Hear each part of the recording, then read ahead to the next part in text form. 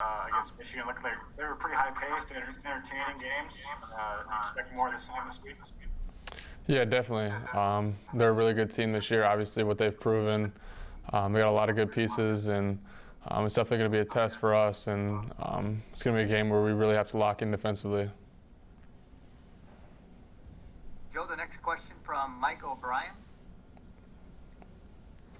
Joe, we've gone now a couple months of you and your teammates just playing in front of us and a bunch of cardboard fans. I'm wondering, in all the practices and games, have you found your favorite cardboard fan that you like to look at? And do you have any family or friends that you know are out there somewhere in the crowd? Yeah, I definitely do, but I don't really have a favorite, to be honest. I don't really look at them. I just kind of go out there and play.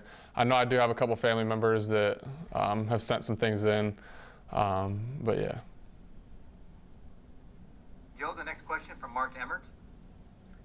Hey, Joe, what's it been like to play alongside Jordan Bohannon now for a few years, number one? And number two, how badly do you want to be the guy that makes the basket that gets him the assist record? I mean, it's just incredible for him to, put himself in this position to have the opportunity to do that. He's an incredible player and obviously a really good passer, and credit to him for how well a career that he's built as kind of a guy that maybe wasn't considered a point guard coming in, more of a guy that can shoot the ball, but he's really proven a lot of people wrong, and just the way that he's come in here and just attacked everything with such a good mindset and just has really transformed his game and his body this past year, and just the way that he sees the floor and just finds open guys at the right time is just incredible, and he's a lot of fun to play with. The next question, Joe, from David Eichelt. Yeah, Joe, I know you're not one for individual accomplishments, but you were named a Jerry West Award finalist. Can you just talk about what kind of that means to you? And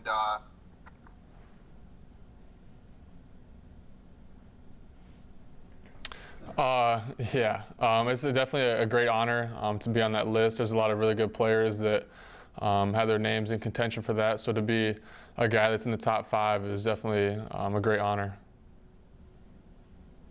Joe, the next question from Chad Leistico. Hey, Joe. I know you've had opportunities to leave school and everything, but this is the type of week I'm sure you dream about. 2 teams in the top 5. What's kind of the level of anticipation, not only for yourself, but just this team, to have this opportunity this week? Yeah, I mean, you said it right there. It's just a great opportunity for us, and I think that's what we get night in and night out in the Big Ten. Is you're playing a lot of ranked teams, but not too often you get to play the 3rd and 4th ranked team in the same week. So it's definitely a great opportunity for us, and we're looking forward to the challenge. Do you? You played Ohio State once. You played Michigan. I know it's a different team, but you feel like you guys can stack up pretty well against both squads? Yeah, definitely. Obviously, we're focused on Michigan right now and what they do. And like I said earlier, I think it's going to really come down to locking in defensively because they have so many threats that can score the ball and guys that can drive the lane and pass. So they're definitely a really complete team, and it's going to take a full 40 minutes for us to get the job done. Joe, the next question from Don Doxey. Yeah, Joe, you guys have played this tremendous defense recently, and I know some of it is playing more man-to-man. Is it that simple, or is there a little more to what you guys have done the last 4 or 5 games defensively?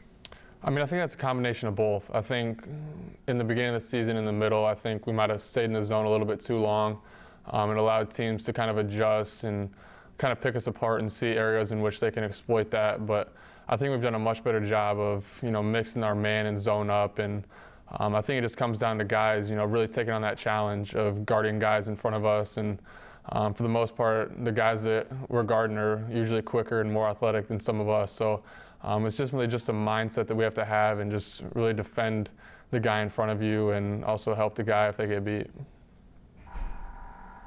Next question from Chad Leistico. Hey, man, last one from me. It does surprise me that your free throw percentage is 69 or 70, whatever it is. Is that something why do you think that is, I guess, after going 86 last year? And it seems like as a team, you guys have been a little lower on the free throws than you were last year. Any reason for that? Yeah, I mean, it's definitely not something I'm proud of right now. It's something I've really been working on. I think sometimes it's more of a mental thing than anything.